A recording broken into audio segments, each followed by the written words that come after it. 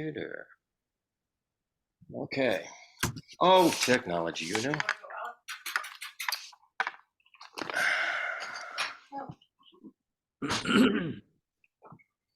All right, we'll start with some prayers. And we have some students here today, so let's do the prayers in English so that everybody can at least understand what the English words are saying. Okay. Did I leave my glasses over there? I don't know. Thank you. All right. I take refuge until I am enlightened in the Buddhas, the Dharma, and the Sangha. Through the positive potential I create by listening to teachings and the other paramitas, may I attain Buddhahood for the sake of all sentient beings. And remember, these paramitas are the perfections, the 6 perfections. We're going to be talking about those in context with the Buddhist path today, okay? So again, we say it again. I take refuge until I am enlightened in the Buddhas, the Dharma, and the Sangha. Through the positive potential I create by listening to teachings and the other paramitas, may I attain Buddhahood for the sake of all sentient beings. I take refuge until I am enlightened in the Buddhas, the Dharma, and the Sangha. Through the positive potential I create by listening to teachings and the other paramitas, may I attain Buddhahood for the sake of all sentient beings. So the Buddha, of course, is an enlightened being. The Dharma are all the teachings and the practices that you do on your way to enlightenment. And the Sangha are those, see all of these guys around the main Buddha, they would be like the Sangha. They are assembly of highly realized Bodhisattvas. Remember, I was talking about the Bodhisattva path. That's what we're talking about today. So that would be like the Sangha. And in addition, we have just the people who are like you guys or are coming to the classes. We can be considered Sangha if they're on the path with you, you know. Okay, now we'll do the 4 immeasurable thoughts. May all sentient beings have happiness and the causes of happiness. May all sentient beings be free from suffering and the causes of suffering.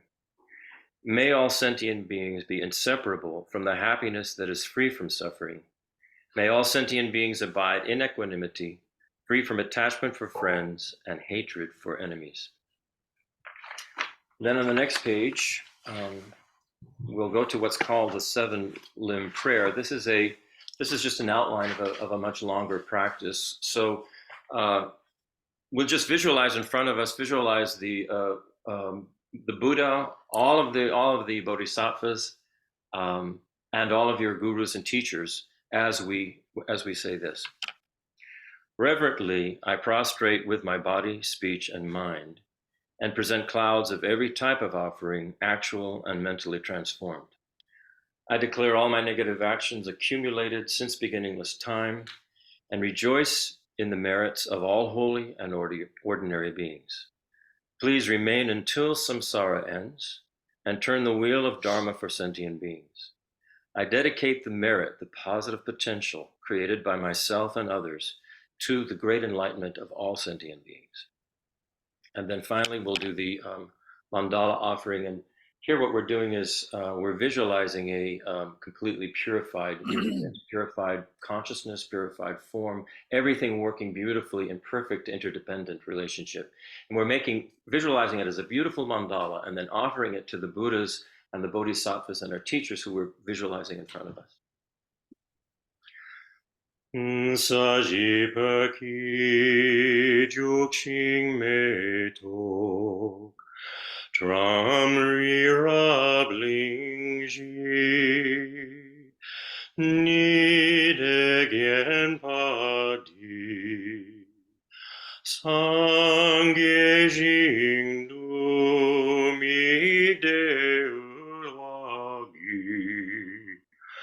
Drokunam Dakshingla Chapasho Idam Guru Ratnamandala Kam Niryatayami. And then we offer it to the Buddhas and the Bodhisattvas and all of our teachers. Okay. So what is this last part? What is the last part? The last part. Idam Guru. I offer this mandala to the gurus, to my teachers. Yeah, goes in. You offer it into the heart of your guru and the Buddhas and all the Bodhisattvas and your teachers.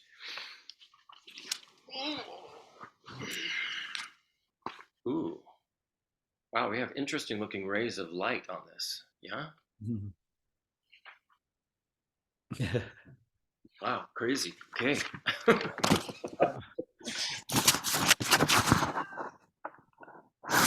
Oh well. All right. So we're on the Way of the Bodhisattva. This is a text that was written by an 8th century yogi in India called Shantideva, and it was brought to Tibet, translated in the 8th century, and has been handed down century after century to all of the Buddhist teachers, including our teachers. And our teacher, Geshe Drakpa, asked us to, Geshe Nima, second from the right there, asked us to study this text after he went to India. He was the one to the right of the Dalai Lama. He was here for December and January. Yeah. So he was here for 2 months. Okay. And then the second to the left, Lama Pasang. So we've got the one on the very far left. She was just here for the weekend a couple of weeks ago. Lama Pasang lived here for several years, and then moved to Arkansas. I'm sure none of this is getting picked up, so we'll have to, be careful with the. We're not saying. Yeah. Okay. So now we'll have a review of. Short review of chapter 8, the first part that we did last week. So we talked about the distinction between ultimate bodhicitta, which has to do with wisdom, and that's the wisdom that realizes emptiness, the nature of reality, with the intention to become enlightened for the benefit of all sentient beings. And relative bodhicitta, which is all of the practices that we do, all of the meditations, all of the practices, all of the compassion that we do in order to get to that state of enlightenment to help all sentient beings. So it's ultimate and relative. And again, that has to do with the two wings that we were talking about. Ultimate is the wisdom wing. Relative has to do with the compassion or the method or the things that you do to help other sentient beings, to help yourself so you can help other sentient beings as well. Shantideva says that if we don't practice meditative concentration, we will have a real problem doing this because our minds will not be focused and our minds will not be clear. We have to get our minds focused and clear in order to successfully traverse this path. So the problem, what we have is that we're distracted by things all the time. So he says we have to, if we just leave our minds to their own devices, and we allow ourselves to become distracted and drift to the objects of our attachment or aversion, it's certain that we will lose whatever spiritual qualities we have, and it will be very difficult for us to continue, and basically suffering will be the result. So to rid ourselves, we talked about this, to rid ourselves of distraction, it's wise to keep kind of a friendly distance between yourself and all the hustle and bustle of the world, right? It's not that we have to escape from it, but we have to find a time in our life every day where we can carve out a little solitude so that we can actually meditate, which means to familiarize yourself. Meditate really means familiarize. Meditate with the concepts of Buddhism, meditate so that your mind can stay very focused and clear. And that requires some solitude time. So for most of us, it would be probably very, very early in the morning or late in the evening, but the danger there is we'll fall asleep, So he says it's necessary to do this. Otherwise it's not going to work. So, yeah. Basically, that's basically the review. That's basically what we covered last time. So now, what happened in the commentary that I've been looking at by the Dalai Lama, he takes a sort of a break at this point in the chapter, and he talks about the importance of us understanding the path, how it how suffering comes about, why it comes about, why it's a problem, and what we have to do step by step on this bodhisattva path. So I'll go into this, and when I read it, I thought this is really important because the information a lot of the information he's talking about here, is not really covered by Shantideva in the way of the Bodhisattva. And so I relied on His Holiness plus Venerable Thubten Chodron. She talks about the levels and the paths of a bodhisattva, which the Dalai Lama was saying we need to understand. So he says the first thing we have to have is a good heart, which is, in Buddhism, it's a heart that's a good heart that's imbued with wisdom, so that you want to help other beings and you know how to help other beings. It's imbued with wisdom. So then what happens is we have a desire then to become enlightened for the sake of other sentient beings, and that's rooted in compassion. Compassion means that we care for other beings, we recognize their suffering, and we want to relieve that suffering. So he says, in order for us to develop that kind of compassion, that kind of care and gratitude, really, towards other sentient beings, we have to understand what suffering is, according to Buddhism. So he said it's not difficult for us to have compassion for, animals and people we like who are suffering, that's not very difficult for us, where we run into a problem is when there are people, for instance, people who seem to be living in the lap of luxury. They have everything they want, and they don't really seem to care about anybody else. And we tend, in those instances, to become kind of resentful and jealous of those kind of people. That's a tendency that sentient beings have. But because we don't really understand what suffering is, that's why we're doing that. And then there's a third kind of being, the ones that we actually actively dislike. These are the kind of beings who will see them as malicious perpetrators, and they attack people who we care about or who we see as innocent victims. And so we will develop anger towards those perpetrators. We all know this. And in extreme cases, we will want them to suffer, and even in some cases to be killed or to be destroyed. And the Dalai Lama is saying this is just a result of not understanding what suffering actually is. All three kinds of these beings are suffering. So then we get into what is suffering according to Buddhism. And in Buddhism, suffering has its root in sentient beings' delusional, mistaken view of reality. They're ignorant of the nature of reality. And what happens with this delusional view is that arises what we call the ego. And this ego it's a primordial kind of thing. It's been since beginningless time. There, in Buddhism, says they cannot actually find a beginning to this ego, right? And the ego sees itself as somehow independent from everything else, in some way singular, and therefore special, and with a certain kind of special from every other different being or every other different phenomena. The ego sees itself as separate, singular, special.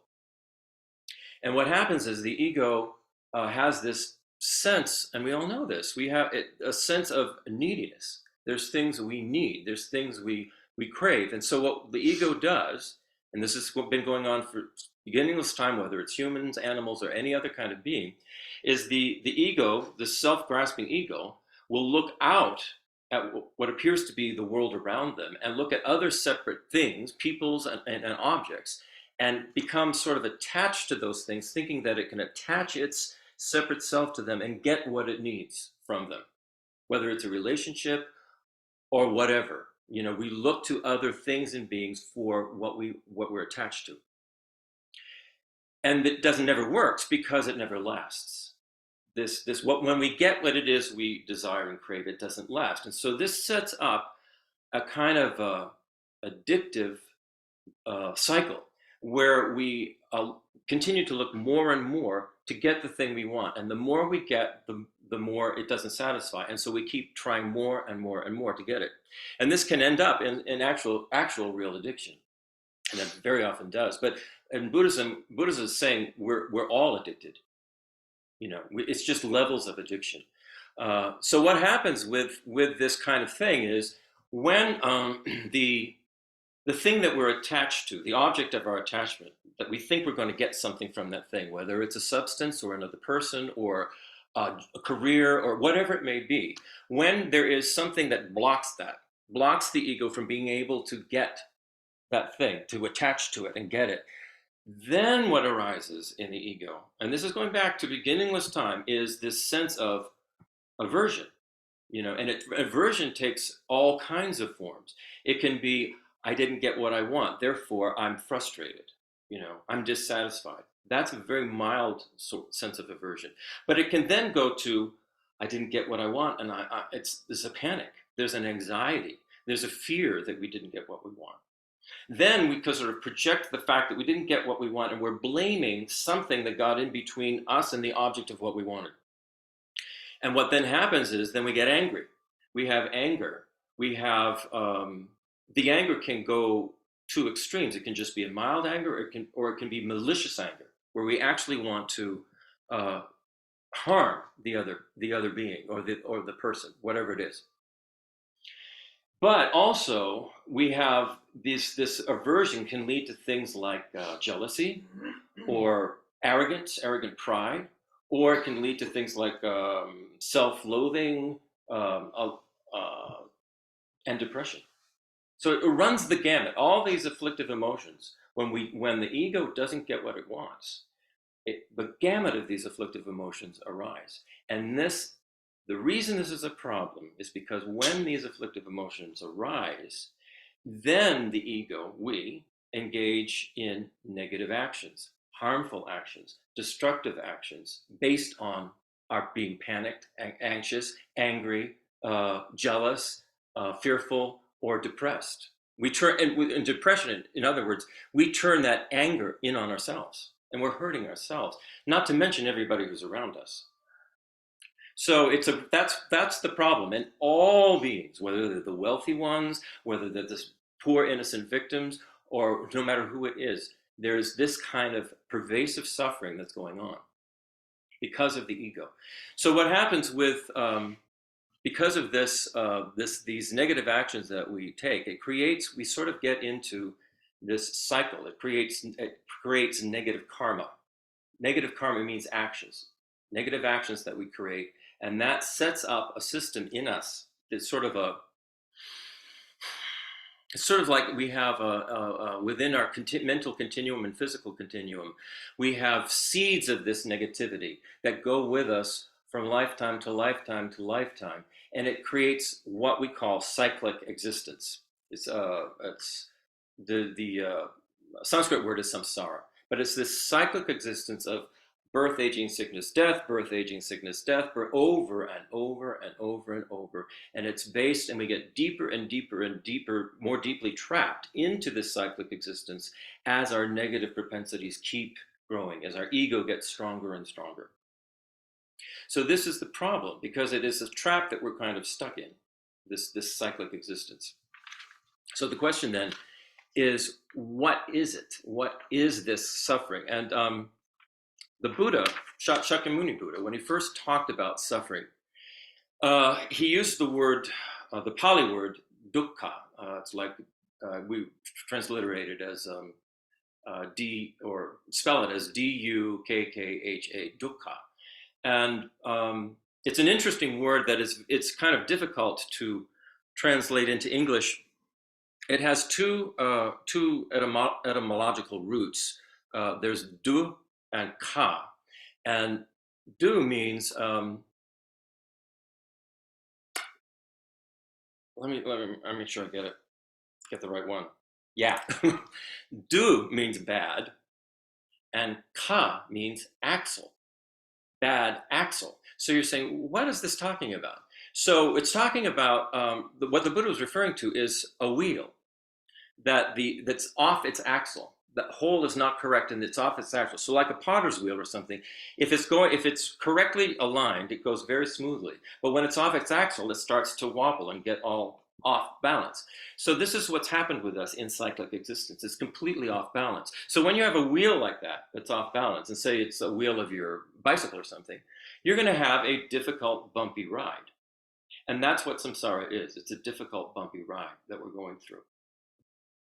So it's often referred. They will call it the wheel of life. Sometimes in Tibetan Buddhism, they have this picture of a wheel of life, and it shows all the various stages that a sentient being goes through and keeps getting trapped in this wheel, and it all has to do with ego, self-grasping, and the negative actions we engage in because of that. When the ego doesn't get what it wants, so the problem is, how do we get rid of this? How do we sort of subdue or get rid of this ego? So we need to continue on, because the Buddha says there are three kinds of suffering that are experienced in cyclic existence, and we need to understand what these three are, or we won't understand the suffering of all beings. So the first kind of suffering is the kind of suffering we're all familiar with. It's called the suffering of suffering. It's like the in-your-face suffering when something painful happens to you. All of the stresses of our life, birth, aging, sickness, pain, death. These are all kinds of suffering that we can relate to. We understand. You get a thorn in your foot, it hurts. That's the suffering of suffering. The next kind of suffering is called the suffering of change. And that is the suffering that occurs due to the fact that everything is impermanent and it changes. So no matter what we get, what we want, whether it's the new job, the shiny new car, the new house, the really wonderful, loving relationship, a relation with all of our family, none of it lasts. It changes because of impermanence. And no matter what, in the end, we're going to have to let go of all of it. Our friends, our family, our loved ones, our possessions, all of it. And this causes a huge amount of stress and suffering in us. If we have like a loved one, a close loved one who passes away, it is very, very painful. That's the suffering of change. Okay? That's really the suffering of suffering. Looks more like the suffering. But it's because they change. It doesn't stay. It gets a dent in your new car. It's the same. It's the same thing as a person dying. Your car getting a dent. I think it's good to the suffering of change. Robina uses, we call it happiness, getting what we want. Right. Because embedded in getting what we want. Exactly. Is the fact that we lose it. That's right. When we get what we want, when we get the new job, we get the new shiny car, we get the good relation, it's all going to change. It's going to change. The car's going to get wrecked or it's going to get scratched. The job won't be what you thought it was. It won't be as wonderful and great. It all changes. That's the suffering of change. Basically getting what we think we want, and then it doesn't turn out to be, it doesn't last. So then the third kind of suffering is called all-pervasive suffering, and that's the suffering that just keeps us going in samsara over and over and over again, like a trap. So the kind of existence that we have, because of this ego self-grasping, just keeps us this all-pervasive suffering. No matter what we do, we're going to go through this birth, aging, sickness, death, and then another round of the same thing over and over and over again. So the key here is, how do we get out of this cycle, and how do we help others get out of this cycle? So this is where then His Holiness talks about the path to liberation for all sentient beings. So once we've reflected on these three kinds of sufferings, and that all beings, no matter whether we consider them friends, enemies, or strangers, they are all suffering. So we start to think, after we reflect on that for a while, we think, well, what can I do actually to help this situation, to help all of these beings? What is it that I can do? And this is where we then get into the path. His Holiness says, in order to actually free all sentient beings from suffering, we have to change our approach to this life and our approach to future lives. We have to reflect on impermanence, the inevitability of our own death that is going to happen, you know, uh, and then continue and figure out how we're going to continue practicing. And so he's saying, realistically speaking, you have to think that you're going to take this is going to take a long, long time. This is going to take many, many, many, many lifetimes. It's not like we're going to get it just in one lifetime, boom, become enlightened and go on. So we take a very, very long view of this. Um, he said we should plan on that. We should plan on wanting to continue our practice over many, many lives. And in order to have the perfect vehicle to do that kind of practice, he says we need to be a human being, because of all of the realms of the various kinds of beings that exist throughout samsara. A human being has just the right mix of the kind of a brain that a consciousness could actually understand the Buddha's teachings. For instance, an animal could not understand the Buddha's teachings. Somebody who is in terrible suffering constantly is not going to even want to look at the Buddha's teachings, right? So as human beings, for instance, somebody in hell realm, there's no way. So human beings have this right mixture of enough suffering that we realize there's something wrong here, but we also have enough leisure time that we can carve out some time to actually begin to study and begin to practice. If we were born into a higher realm, some kind of God realm, where you get everything you want and you don't have to worry about any suffering, of course it will not last, but while you're in that position of having everything you won't practice. There'll be no motivation for you to practice this, because you'll think, oh, this will just go on forever. And of course it doesn't. So the idea is to get a good human rebirth. There are good human rebirths and there are bad ones. There are ones that are filled with suffering. We can see that. We just look at the news, look around the world. Not every human being is equal in their ability to be able to practice the Dharma. And we're very fortunate that we are right now have that ability. So His Holiness says, use it or lose it, you know? So he says, the very first thing we have to do then, therefore, since our final goal is to achieve enlightenment for the benefit of all sentient beings, we have to start with ourselves, because we cannot do that unless we become enlightened ourselves. So the very, very first thing we do is this practice called engaging in. Buddhism has what's called 10 virtuous actions and 10 non-virtuous actions. And I'll just, quickly, like the non-virtuous actions are: don't kill, don't steal, don't engage in sexual misconduct, don't lie, don't use divisive speech, don't use harsh words, don't intend to harm, don't have wrong views of the way things exist, things like that. And then the opposite of all those would be the 10 virtuous actions. He said we need to start engaging in that. And if you want more information on that, on our website, tbcwp.org, where it says resources, and you hit resources, there's a window that comes down and it says downloads, and then you can scroll down to a thing called seven limb practice. And within that seven limb practice is a very detailed explanation of what these 10 virtuous actions are and the 10 non-virtuous actions are. That's the very first practice. That's the thing we have to be doing now, right now. So he says, once we do that, then we let go of any kind of non-spiritual goals. So basically what we're letting go of all the things that we are attached to in this life only. Things that we think we're going to get.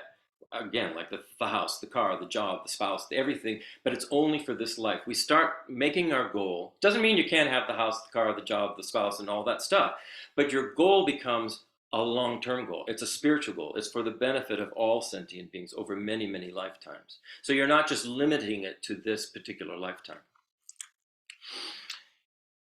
He says, once we understand this inherent suffering that's in cyclic existence, the first thing is we resolve to free ourselves from it. And then as we extend this attitude to other beings, we develop compassion for them and develop this thing called bodhicitta, which is this good heart that's imbued with wisdom. It's a heart, it's this desire, it's a compassionate heart, but it's also imbued with wisdom. It knows how to help, it wants to help by gaining in wisdom and becoming enlightened. That's what bodhicitta is. And bodhicitta is an essential part of the bodhisattva path. Bodhi means awakened.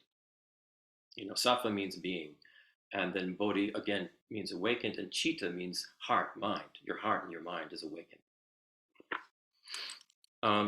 So he says, we have to go through the stages of training in the correct order. If we don't go through the correct order, it will be like building a house, putting up the walls and the floors of a house without actually building the foundation. The very first thing you have to do is the foundation.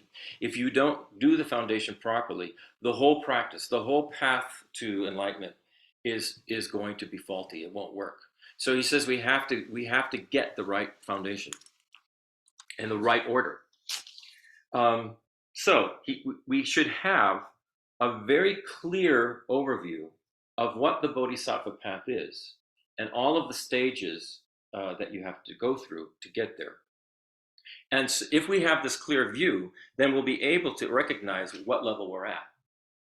If we don't have an overview, for instance, if you don't have plans for your house, if you don't have an architectural plan, and you have no idea how the thing is supposed to turn out and the stages that you have to go through to get there, you're going to get stuck. You won't even know how to do certain things. So we have to know what the whole path is. He says, first of all, as we practice regularly and we meditate, we may begin to have very profound experiences that sort of we can see there's a change happening in our mind, but it only occurs during the times when we're meditating. It hasn't become like a habitual thing in us. In order for it to become habitual, we have to do it over and over and over again. Again, the word for meditation in Tibetan is gom, and gom means habit, making something a habit. So meditation is becoming habituated to a certain kind of thing. For instance, the ego meditates on self-grasping and what it needs and what it wants. And it's been doing this since beginningless time. So we are very habituated to that kind of me, mine view. It's just a view, though. It's just an idea. But we've become extremely habituated to it. What we need to do is shift our habit to becoming habituated to something that has to do with everything and everyone and the happiness of all beings. And we have to do that repeatedly, because that's the only way habits are formed. So once it becomes habitual, we'll have times when we're not even meditating, where where it just spontaneously arises that we feel this need, this desire to help, to be of benefit.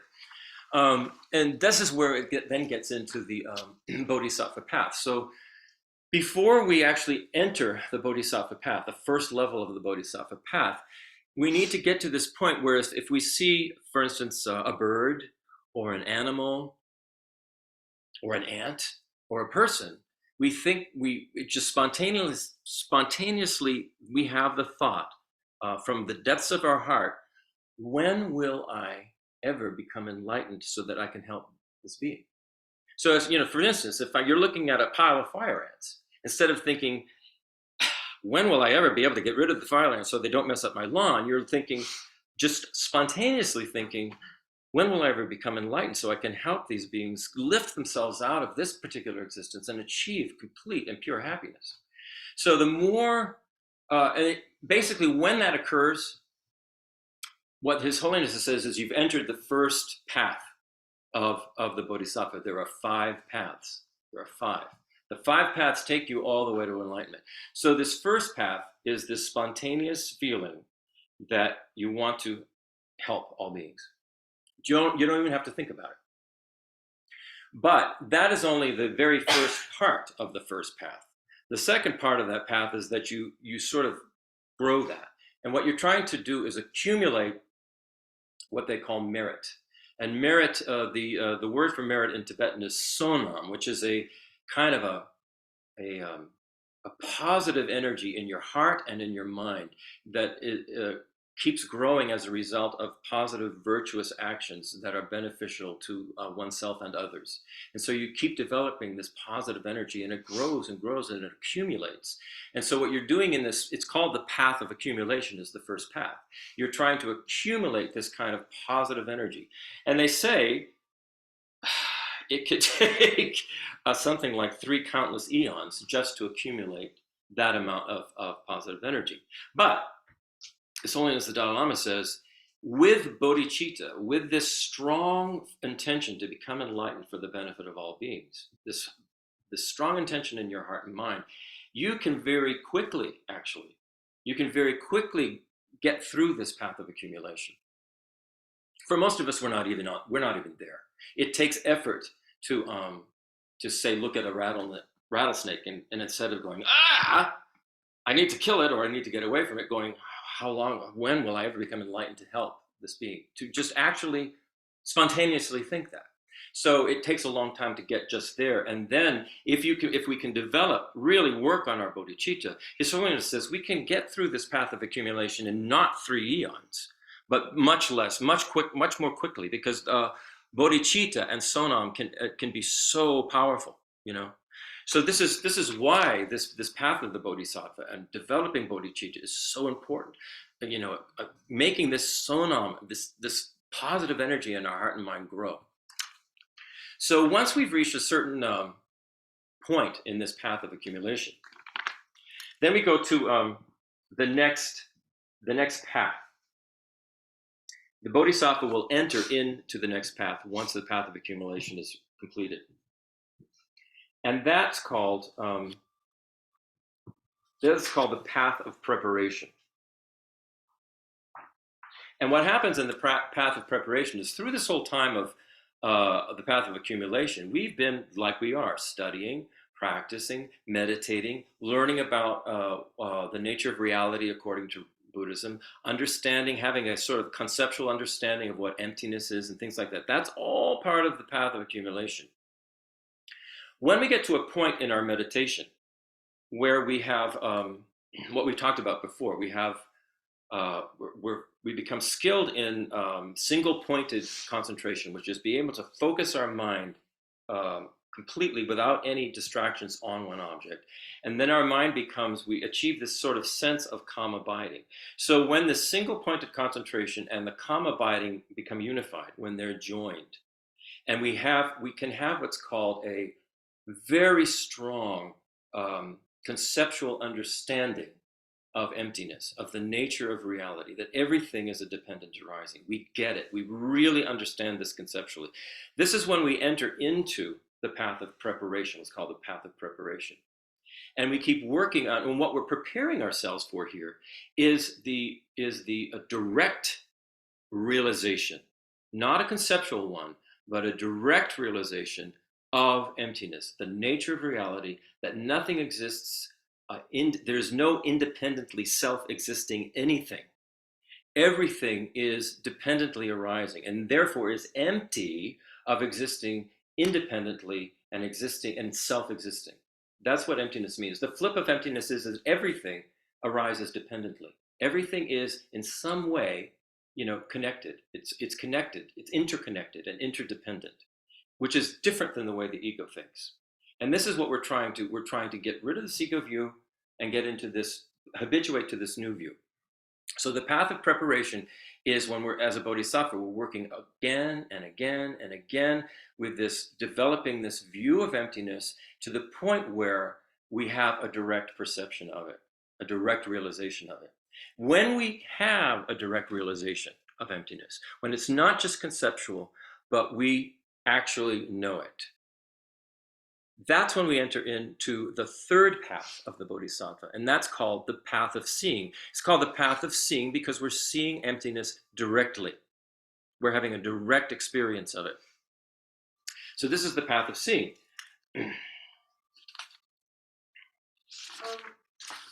you remind me just in broad terms how this relates to the chapter we're on? Yeah, because what I said was His Holiness said, in order for us to actually do the Shantideva's practices of equalizing self and other and all that, we have to understand what the nature of suffering is, what samsara is. We have to understand what this path is we're on.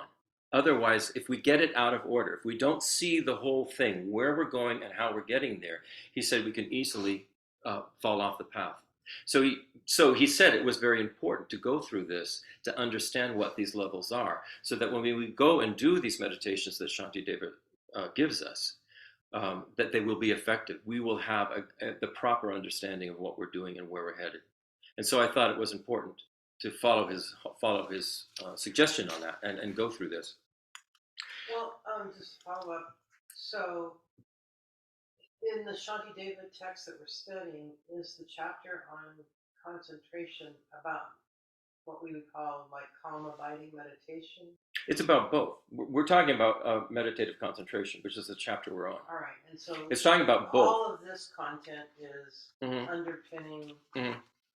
It's talking about that union of underpinning where, what our basic reason for wanting to right, concentration. right. Why we're doing it? Why are we trying to engage in shamatha and samadhi? Why we're trying to engage in this single focused, pointed concentration, and then achieve this state of calm abiding, so that we can actually develop a realization of emptiness. We won't do that.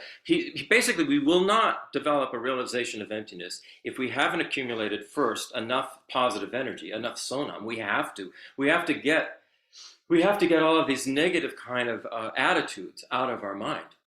Otherwise, our mind will be too disturbed to even be able to understand what emptiness is, let alone have a realization of it. So this is why these meditations are so important. And the analytical meditation, and then this focus meditation.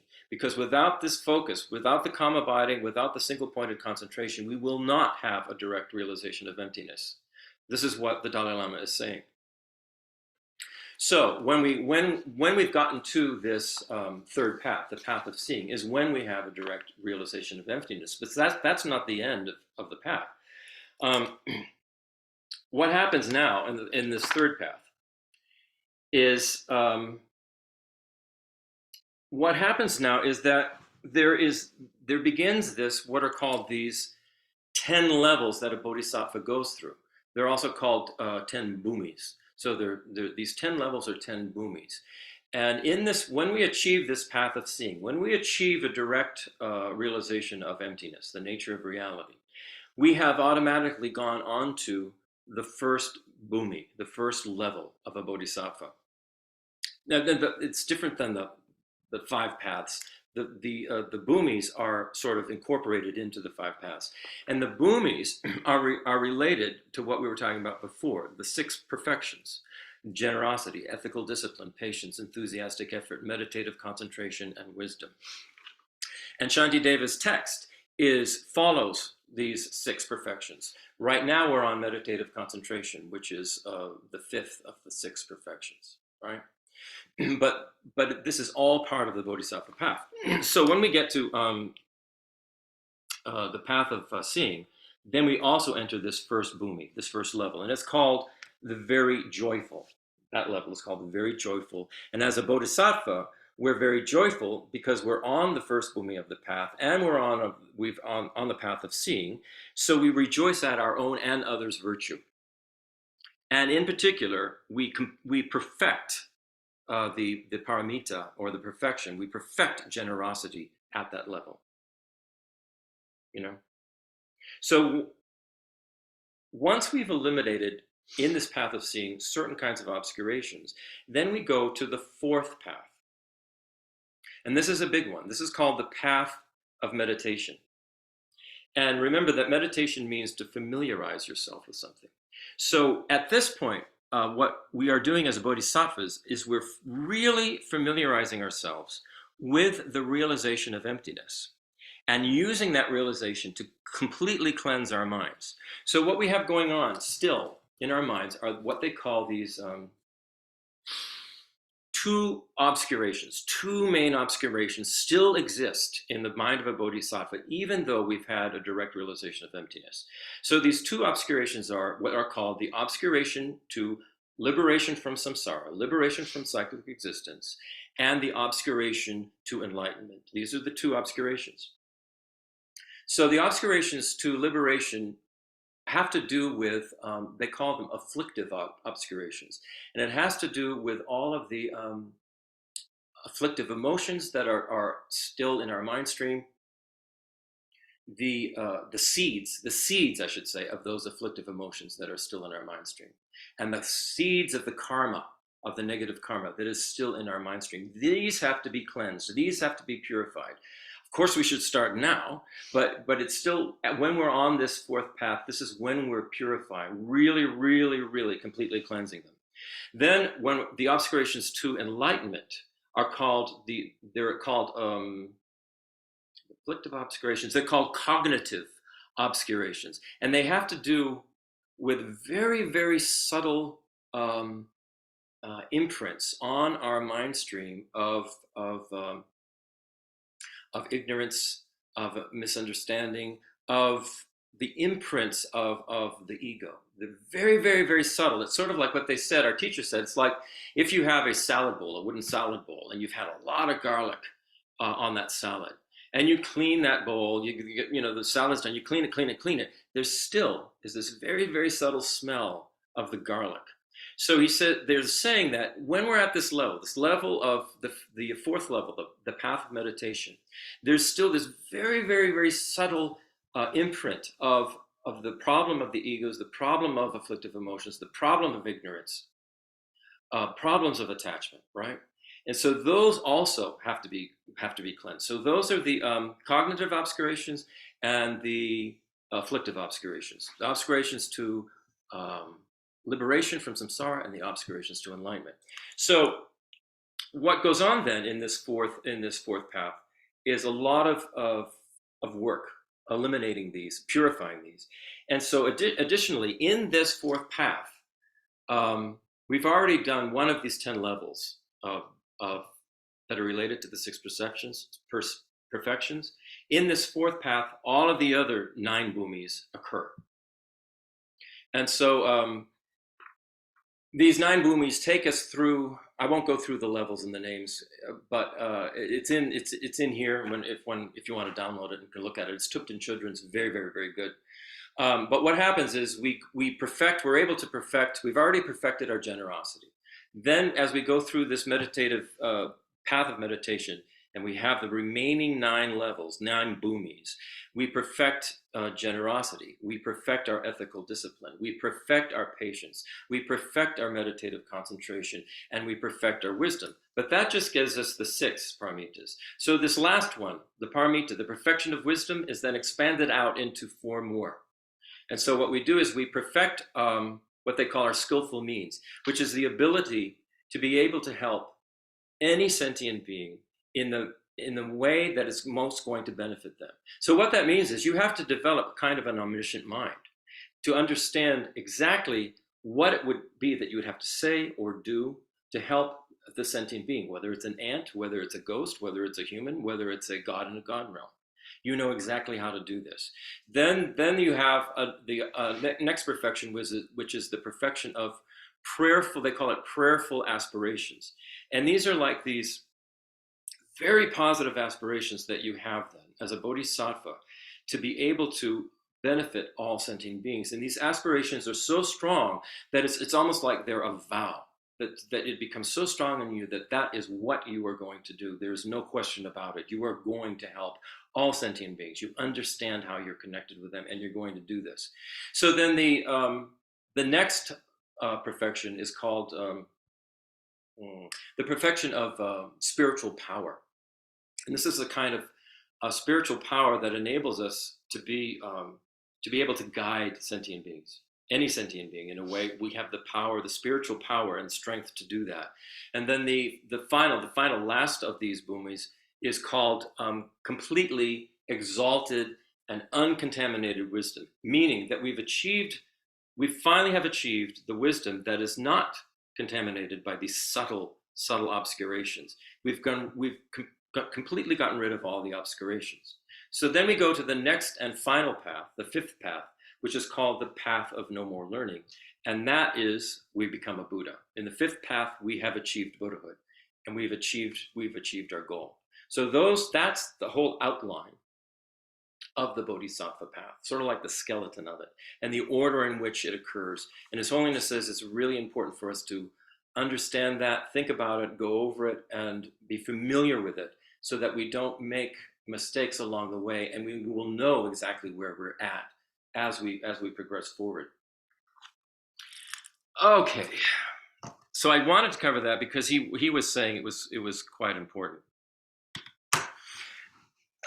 So where we left off last time, we were talking about impermanence and how when we observe a change in any kind of phenomena, whether it's a person or a thing, it appears to us as if there is some kind of inherent entity in that person, or for instance, in this cup, that moves through time as various changes occur to it. So we think we as a person, we are the same person. We're moving through time and changes occur to us as we move through time. Or changes occur to this kind of cup. As it moves through time, it degenerates. But we think there's some kind of entity that exists that's the cup. And we think there's some kind of entity in here that exists as me, I. And here's where Buddhism talks about the continuum of a person. We talked about this before, but we're going to go into a little more depth. The continuum of a person, or the continuum of a phenomena like a cup, in terms of a series of instants of very, very subtle impermanence. Instants that are so quick that in one snap you could say there are 10 trillion instants in that snap. So it's like we said last time, when we're looking at a film or a movie, we don't actually see the individual pixels, or we don't see the actual individual frame of the movie. It just is moving, and so we think of it as if it's just all moving in one steady stream. Buddhism is saying that's what's going on. That's what is going on, is that there's everything, every instant, every millisecond, even more than a millisecond, a trillisecond, is constantly changing, replacing itself. And it's not the same. So there is no entity that's staying with it, going through it, right? And this is a very strange concept for us to get our heads around. But this is what Buddhism is saying. So what happens is the I that we think exists, the I that we think is moving through time, is nothing other than a label, just merely a label that we're assigning to a succession of dependently arising instants, ever changing. So it makes an ever-changing continuum or continuity of consciousness. So when we're talking about suffering, the suffering of a being or the suffering of I, we're saying the merely labeled I of the present moment is different from the merely labeled I of 3 days from now or 3 lifetimes from now. They are different instances. So then Shantideva says in stanza 97, since the pain of others does no harm to me, I don't shield myself from it. So why should I guard against my future pain, which does no harm to this, my present me? To think that I'll have to bear it is in fact a false idea. For that which dies is one thing, and what is born is something else. So Khenpo Kunpel, in his commentary to this text, says that when we reflect on our present and future lives in terms of an instantaneously ever-changing continuum, we can see that the entity that dies and passes out of one life is not the same as the entity which is born in the succeeding life. When the mind and body of our human life comes to an end, the mind and body of the following life, whatever that mind and body may be, comes into being. So it's not that there is a movement or a transmigration of something that goes from a former state into the next state, into the subsequent state. So here's a really great example that Khenpo Kunpel gives. He gives the example of a flame. And say you have 2 lamps, right? One has a flame going and one doesn't have a lamp. And so you take the flame from the one lamp to light the next lamp.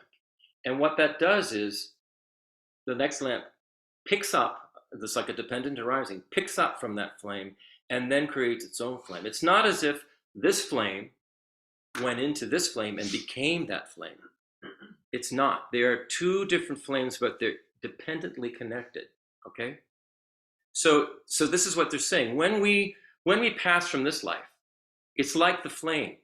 There's a part that connects, and that part is this very, very, very subtle part of our continuum that holds the seeds of our positive and negative actions, the seeds of our karma. It holds all of our propensities, whether they're positive or negative propensities. Very, very, very subtle. And that's the thing that goes from one flame to the next. But we could have a completely different kind of mind and body than we have now. So, and therefore a new labeled I, a new labeled me, right? So this is a different way to start thinking about this as we go from lifetime to lifetime, from year to year, from month to month, and instant to instant. We are constantly changing. And that's actually a great thing. It means we're not stuck being, we're not stuck in our negativity. We're not stuck in our afflictive emotions. We're not stuck in the things that are bad. We can make these changes as we go along. The consciousness is the thing that's doing it. So Khenpo Kunpel says, earlier and later instants of consciousness are neither identical nor different. They just instantaneously appear. Consciousness manifests in different ways according to karma, and according, like I was saying, according to the propensities of the actions and behavior we've engaged in. Consciousness just manifests that way. It's not as if, all right. So consciousness itself consists of moments of mere knowing, clear and cognizant, dependently arising uninterruptedly. This is where anybody who's done Mahamudra meditation and got to a point where they actually were able to sort of just get to the bare consciousness, then you begin to understand what Khenpo Kunpel's talking about here. There's just these clear moments arising instantaneously, one after the other. There is no identity that goes with them. So what transfers are the subtle imprints of our karmic seeds and habitual propensities. So any notions of permanence or discontinuity in consciousness, it doesn't apply. So then we go to, all right, so then why should we care about others' pain? If it's just merely a labeled, why should we even care about my pain if it's just a labeled me or a labeled them, labeled other? So Shantideva then sets a debate with himself. He sort of becomes the opponent to himself. So this is stanza 99, and this is the opponent speaking. It's for the sufferers themselves to shield themselves from injuries that come. It's up to the others to do it. And then Shantideva says, the pain I feel in my foot is not in my hand. So why in fact should the hand protect the foot? In other words, the pain the foot feels when it's pierced by a thorn is not felt in the hand. So what reason does the hand have for taking the thorn out of the foot? It doesn't make any sense. So then in stanza 100, the opponent says, all right, true. You're right about that. That's inadmissible. Throw that out.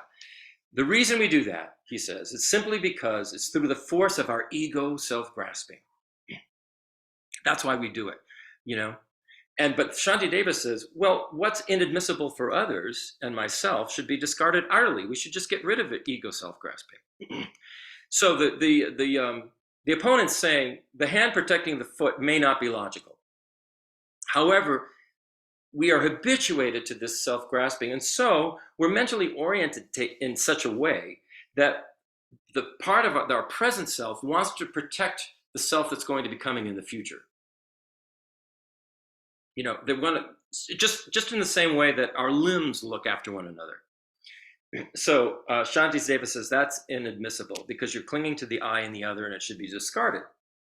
So then, again, the opponent will say, okay, although one's previous and next existences do not constitute a single entity, they do form a continuum. There's a continuum going on. And although the hand and the foot are separate, nevertheless, they form a composite. So there have these two things that the opponent's saying. There's a continuum that exists, and there are a composite, like our body is a composite, which is why he's saying the hand is connected to the body in a composite form, and therefore wants to, protect the foot, right? So this is the interesting stanza. This is stanza 101. Shantideva says, labeled continuities and aggregates, such as strings of beads and armies, are deceptive and unreal. Likewise, there is no one to experience pain, for who is there to be its owner? Going on, he says, suffering has no possessor. Therefore, no distinctions can be made in it. Since pain is pain, it is to be dispelled. What use is there in drawing boundaries? So Shantideva is saying that the things we call a single continuum and the things we call an aggregate, an aggregate of composites, are both illusions. They're illusions. He says that a single continuum is nothing more than the coming together of many instants. He says in the same way that the beads on a necklace or a mala strung together, they're identified as the continuum. This is the continuum of the necklace. However, the label necklace is just a label. It's nothing other than that. There is actually no self-existing necklace. It's just a label we give to this continuum of beads. And and you can take it further and further and further. The bead itself is a label we give to this thing, and it goes on and on and on. So the idea that there is some kind of existing entity called, the mala or anything else is kind of an illusion, according to Shantideva. He says the same goes for an aggregate of composites. This is just a gathering of things, like our body is a gathering of things. And he says this, when many armed soldiers grouped together are called an army. The label army is just a figment. It's something that's made up. It's a label that we put onto this collection of others. So he says, even though I and other beings, these things that are labeled, they have no real ultimate existence. Ultimately, they have no existence. They're not independently self-existing, right? They in relative truth, though, in conventional truth, the way things we experience them, there is suffering. We experience the suffering from moment to moment. So everyone wants to avoid it, and that's a good enough reason for dispelling the suffering of others as well as our own. So what's the use of making a discrimination between self and others? Then the opponent says in stanza 103, but why dispel the pains of everybody? And Shantideva says, that's not a good argument. You can't argue in that way. If my pain is removed, so too others' pains should be removed. If theirs isn't, then neither should be mine. There's no logic in your argument. So, as I said, on the ultimate level of reality, what we would call emptiness, pain is nothing more than a dependent arising. It is not self-existing. It relies on so many other causes and conditions, as do what we consider ourselves to be me, and somebody else to be other. These are just labels. Pain is a label we give to a particular thing. And we can make pain much worse by the way we think about it, what we project onto it. So he's saying, relatively speaking, there is an I. Relatively speaking, there are others. Relatively speaking, there is pain. And that's a good enough reason to not just get rid of your own pain, but try and get rid of everyone else's too.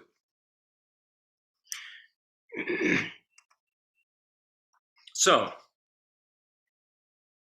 then he goes into this thing about compassion. And His Holiness says, we're doing fine. His Holiness says, if we meditate on compassion, we may think that if we meditate on compassion and think about the suffering of others, it's only going to add to the intense pain that we already feel. We only think this way, he says, because we don't have a broad enough view of things. We don't have the bigger view of what's going on. If we don't want to help beings, then their suffering won't end.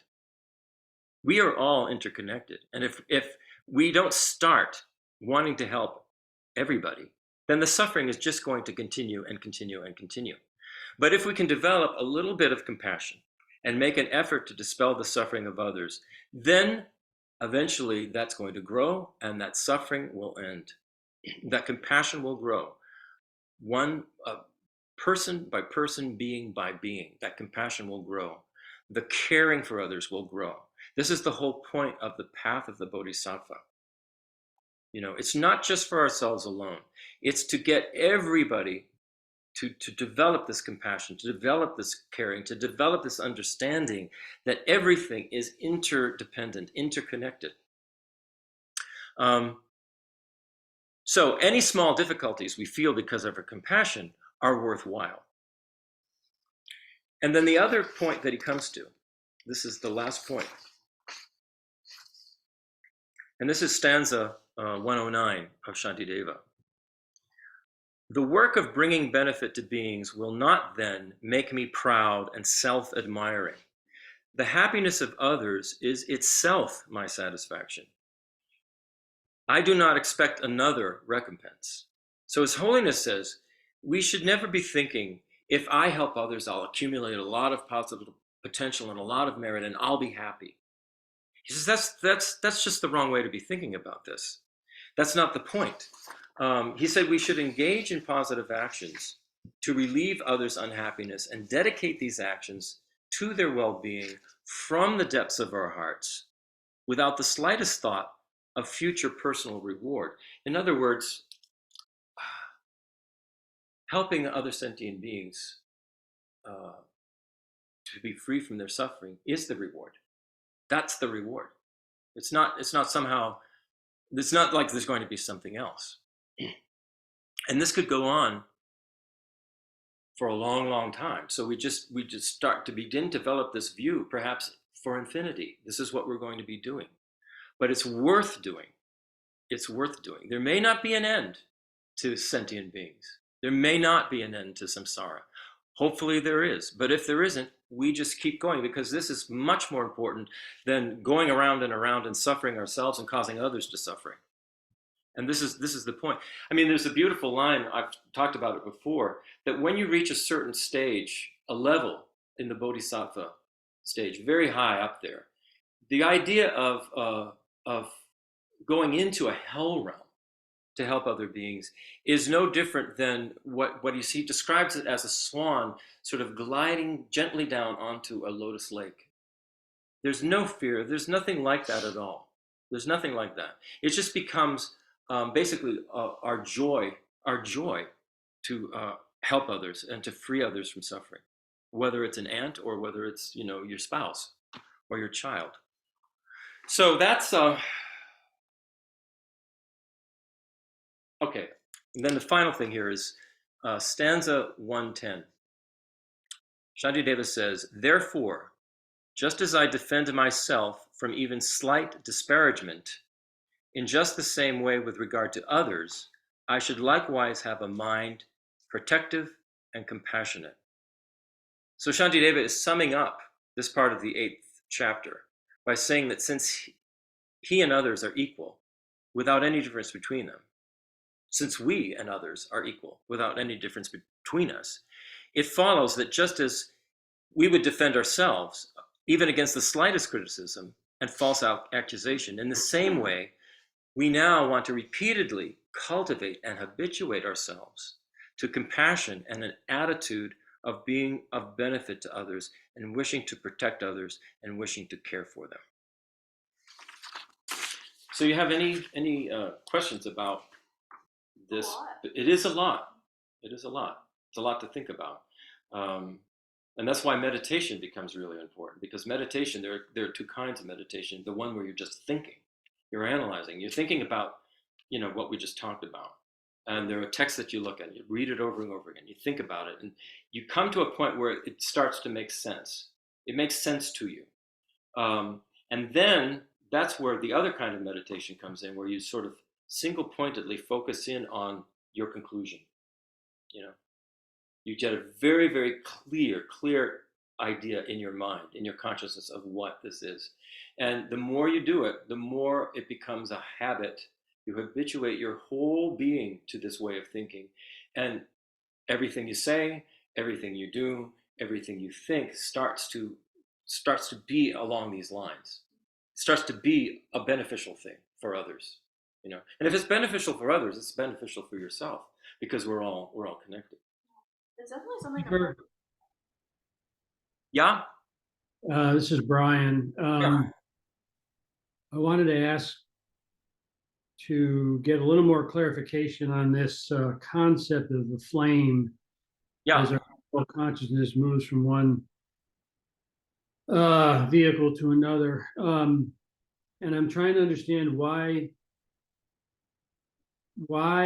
that particular concept is important. I understand that the analogy you use is you have a candle, you light the next candle, the flame, the previous flame doesn't go on, but the next candle flame contains everything that the previous candle flame had, if I understand what you're saying right. And then how is that any different from your subtle consciousness just moving from one vehicle to the next every time you go through the bardo?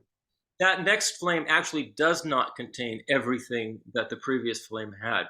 It's its own flame. In other words, if you think of the previous flame, that would be, you might say, the label I that we have now, you know, the label Brian or the label Christopher, that we're giving to this ever-changing continuum, right? So, and we have and what happens with us, with our egos, we grasp at that particular label. We think of there's an I, there's a me, it's Christopher, it's Brian, right? But if you take the example of the flame, it's just the flame from the first flame, just say touches the wick of the candle, it ignites the wick, but that flame becomes its own flame. It becomes its own new labeled candle, you know, its own eye of that candle. It's not the same eye as the previous candle. That's the point. So there's a sort of the dependent arising factor is that there's this instant to instant, all of these propensities that we've been carrying with us since beginning of this time. If we haven't, particularly the negative ones, if we haven't purified them, they're still there as propensities. And the instant to instant, they keep reproducing themselves. There's a new one, you know, and it keeps going, and it can keep developing. So that it's basically an instant when it goes from one candle and starts the next flame, and that next flame then becomes what you might say its own I, its own labeled I, but it still is containing those instants that came from the previous. So it's not like the same. What they're trying to get at is there's no same entity. There's no Brian. There's no Christopher that continues into the next life. Yeah, okay. That's clear. Thank you. Okay. Thanks, Christopher. Can I say something about what you're talking about with this from instant to instant? Of course, yeah. Just tell me if it relates or tell me if it makes sense. I take what you're saying or what the teaching is saying, not only from lifetime to lifetime to lifetime, but the more practice we are in like profound awareness of presence, you know, you hear it's almost such a generic term of being in the present moment. But if you really practice, you know, single pointed meditation, have the analytical meditation, so you understand what that profound presence is, it's like we're being created new in every moment. So when in a light, like in a day, I mean, we're not all there, but in a day, you know, the more you can be really, really present and cognizant that you're new in every moment. So if you can still the mind and rest in that calm abiding, you're carrying less of the the angst or whatever it is. It's like you're new in each moment. Does that make sense? I think that makes a lot of sense. I think you're on the right track there. You know, obviously, I don't have I mean, who does? of this. You know, I'm just sort of following the teachings and seeing if they make sense, right? Yeah. But they're saying in order to get to the point you're talking about, we have to get our mind very, very clear. Our consciousness has to be very, very clear, which is why meditation comes in. The importance of meditation. Otherwise, we keep getting distracted, and these are various kinds of propensities just keep getting triggered, instant to instant. You know, whether it's our grasping and clinging and attachment to something, or whether it's our aversion and hatred for something. The more we allow ourselves to be distracted, the more we will not be able to really calm our mind, to focus it, and then get into this calm abiding where we can actually see the present state of our consciousness, you know, and then really begin to work with it and make effective changes. Because we can change moment to moment. We can change instant to instant, you know, and we can purify the negative propensities instant to instant. And this is why it becomes sort of habitual, because instant to instant to instant to instant then becomes habitual, and it's no longer even something we have to think about. Yeah, and that's the change in that we go through in our lifetime. You know, it's not like we just have this life and so we're doing it, and then the next life we're in another. And it's like we're continually changing. And so if it's the preciousness, when we realize the preciousness of the lifetime and the teachings to understand this, that we can have profound change in a lifetime. But it doesn't just happen. I mean, it takes, it takes all this understanding and practice, and it's fantastic. I'm just sort of thinking out loud, but it's fantastic. I just love it. We're talking about the wisdom wing of the path here. I mean, it's really, when we're talking about issues like subjects like impermanence or karma or emptiness, things like that, it all is related, you know, they're all related together, the wisdom, compassion, but you're really getting into this, like, you know, squeeze your brain and try and think of this. Getting back to this, you know, what Brian was saying, the candle of one life going to the candle of the next life, and thinking 2 weeks ago, the teachings that Rabina was giving on death and the importance of the state of your present consciousness at the time of your death. Right. So say the candle is very, you know, I don't know, the flame, the oil, whatever it is dirty, and the candle is dirty and whatever. And the new flame is going to take on some of that. So what they're saying is, if you're in a bad frame of mind, you know, frame like a movie frame, right? A bad instant of mind when you're dying. That's the thing that is going to throw you into whatever mind and body you're going to have in your next life. So what we want to be doing in this life is habituating ourselves to constantly having a good frame of mind, you know, purifying the bad, the negative karma, the bad purifying those afflictive emotions, and constantly habituating ourselves to being beneficial, being compassionate, being wise, doing these practices, taking the time in the day to sort of center ourselves and think about it and practice it, so that when we get to the point of our death, that's where our mind is naturally going to be. And it's just we'll make a smooth transition into whatever new I that we turn up as being, you know? Yep. Thank you, Christopher. Okay, so Dickie sent a message that. Oh, that's right. She Yeah, doesn't no class. feel comfortable teaching On Zoom? Using Zoom. So okay. She'll just wait till the next time. So you all got that? Dickie will be no Tibetan class today, yeah. But we Yeah. All that.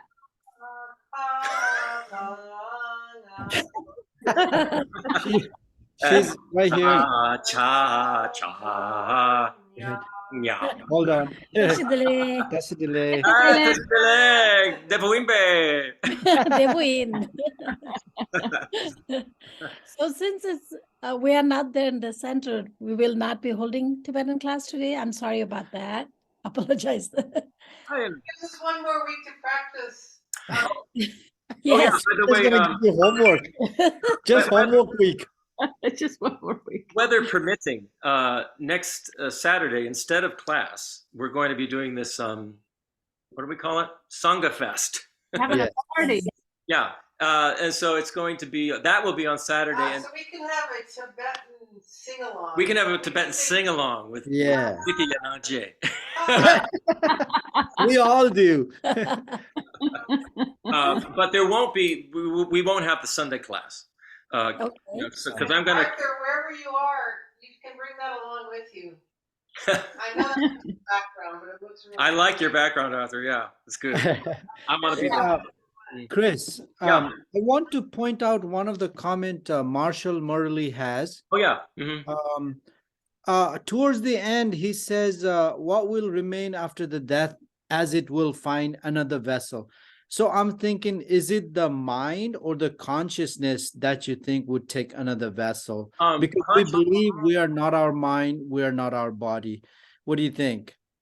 In Buddhism, mind and consciousness are synonymous. They're the same. Okay. Interchangeable. That's what Dickie was saying. Yeah. Right. So it's not. We're not talking about the brain here. We're talking about the actual awareness, the sort of just awareness, this consciousness that goes from instant to instant to instant. That's the thing that goes that goes into the next rebirth. And that consciousness then takes these very, very, very subtle imprints that have been transferred to it instant, right? Which is again why it's important that we habituate ourselves to a kind of a positive, virtuous, beneficial, compassionate, wise kinds of ways of shaping our consciousness. Okay. Yeah. Okay. So we're not our body, but we are our mind and consciousness. Yeah, we are our consciousness. Yeah, I mean, you could put it that way. And we can put a label of I onto that. We can say it's my consciousness, but in the end, in ultimate reality, just everything is just sort of interconnected, you know? Right. Because then you can get into, well, who is my? Because right now, my consciousness is Tracy's consciousness, but the next vessel is not going to be Tracy. The That's consciousness is not going to be my consciousness. It's going to be their consciousness. They're mine. Their Yeah. It's kind of crazy, you know, but it's worth thinking about. It's definitely worth thinking about, and I think the more we think about it, and you know, go over the teachings, the texts that exist, the clearer it could become for us, you know, and make sense, and really direct our pathway, you know. Chris, the verses you were reading from, are they out of this book? Some of them are out of that book, but there are cases where most of them are. There are cases where the earlier translations I found the Dalai Lama is using the earlier translations, and in some cases those translations are clearer for some reason. So Right. I sort of mix them a little bit just in terms of what seems clearest. Right, because when you were Fletcher reading, himself has said, Yeah. I'm not so sure, you know. right. Well, when you were reading verse this 99, you know, 101, they were not the Right. one. And just so everyone else knows, it's not you or me. It's a different version of Yeah, the you'd book. have to go back to an earlier version by the same translation group. Yeah. Right. Yeah. Right. Okay, let's just do a quick. Wait, but tell Vicky about how you said last week that Tibetan class was like dessert. Oh yeah, Tibetan class for us is like dessert. It's like So I today feel there's no like dessert. I feel like I'm 8 years old in second grade. I love it. I love that you're, Miss Kai. Oh, Miss Rye, right. That's right. Yeah. You know, because I feel so, you know, ignorant about it all. It's like being a little kid again, which, you know, think about it. It's going to happen to us in our next life. Right. Yeah. If we're lucky, right? So just a quick dedication prayer, and then we're out of here. It's 12:30. Okay. Let's see. Let's do the very first one under the dedication prayers. That's not the second one. Jangchup Semchok, and let's say it in English. May the precious Bodhi mind, not yet born, arise and grow. May that born have no decline, but increase forevermore. Okay. Thank you, everybody. Thanks, Christopher. Hopefully, weather permitting, we'll see you all Saturday. So far, the What time on Saturday? I think we're starting at 4. yeah. It's in the email that was sent out. Okay. Yeah. And I will be sending out more Four, stuff. Swimming at 4, yoga at 6, etc. Yeah. Etc. Okay. For Tibetan class. Oh, Das, just to let you know, Dickie has canceled Tibetan class for today because they're at home, and so that won't be happening. Yeah, she's not. Sorry about that. Thank you, everyone. Okay. Thank you. Thank you. Bye, everyone.